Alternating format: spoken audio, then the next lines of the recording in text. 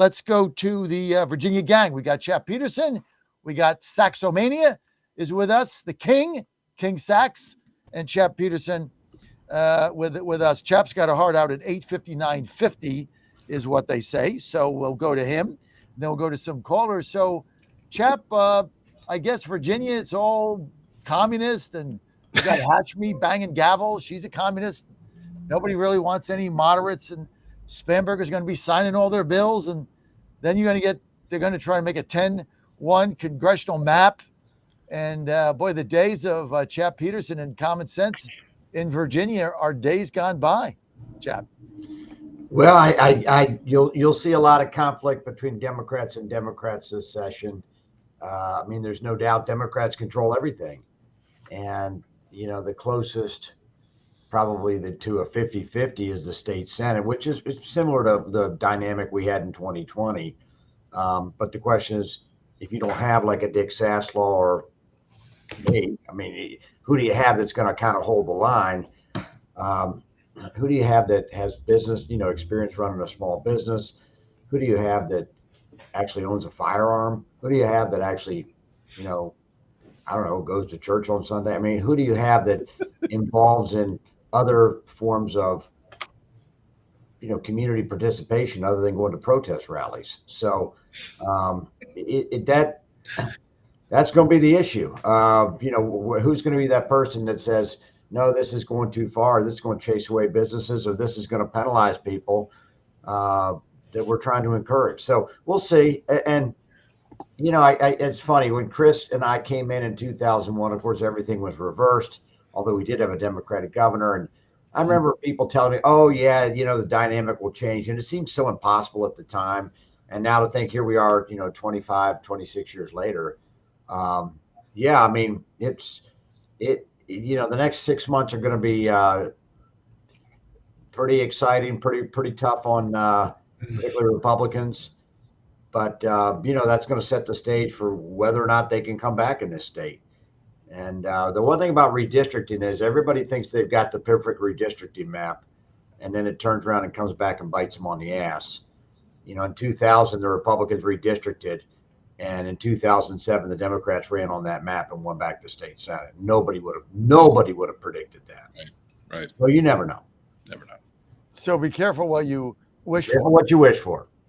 I mean, look, they say it's going to be 10-1. I'm not sure that it's going to take effect in 2026 now. I think it could be 2028, but 50-50 depends on what the Virginia Supreme Court does. And I think the biggest issue legally, and I'm not a lawyer, but just as a layman listening to the arguments back and forth, complete layman, Chap, it seems that this intervening election thing is problematic because like 1 million people had voted before they called the special session on maps.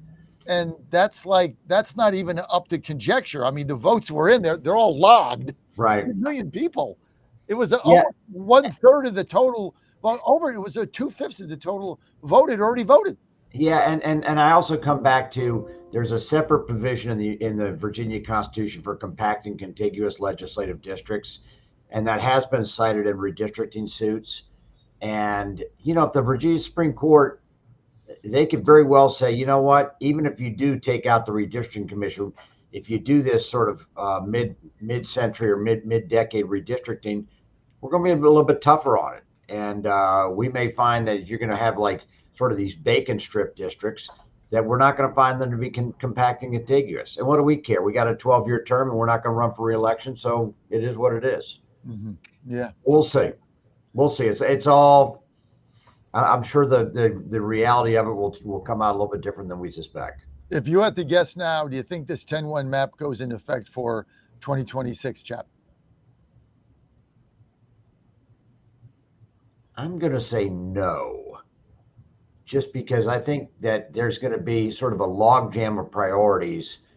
And I think that will be one of the lower priorities because I think, like I said, you can create 10 Democratic seats based on the 2025 results, but some of them are not going to stay Democratic. And I think people are not stupid.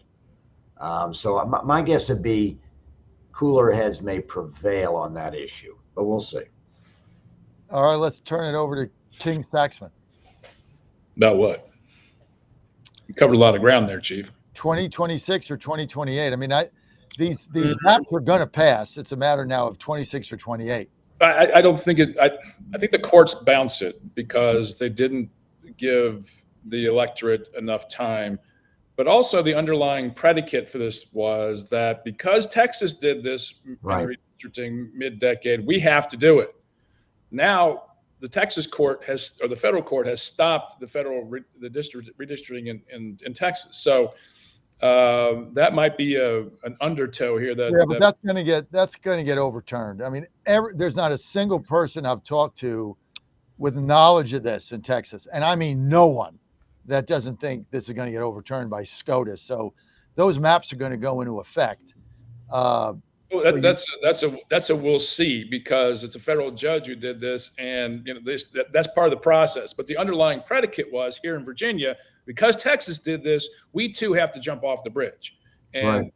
it's that's the two wrongs making a right kind of scenario here. So, but that's the political argument. The legal argument was the Democrats didn't give enough notice to the public before we had the first election, before we had the intervening General Assembly, to have another one and have a special election this year statewide. So I mean, it's Democrats are toiling, or very, very dangerously toiling with their brand and narrative in Virginia, which heretofore has been along Chap's line: suburban, moderate, centrist, pro-business, competent representation, and help the Virginia economy grow. Now, if you move in the direction that some of these folks want to go in, and you do this, you're undermining your brand. So my counsel would to them would be: slow your roll. You're in a good place. Don't rock the boat. Keep doing what got you here, and don't jerk the wheel too far to the left too quickly. Yeah, I would almost say that if you're going to do something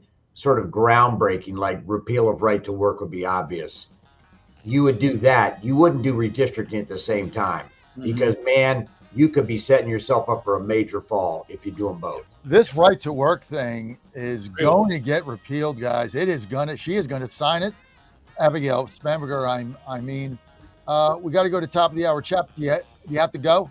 I got to be in court in an hour, guys. I got to get out of Leesburg. All right, 10 seconds. Is Spanberger going to sign the right to work repeal, Chap? Yes or no? Doesn't get to her. No, I don't know. Guys in the You know better than I do. I really don't know. We'll be back. All right. All right.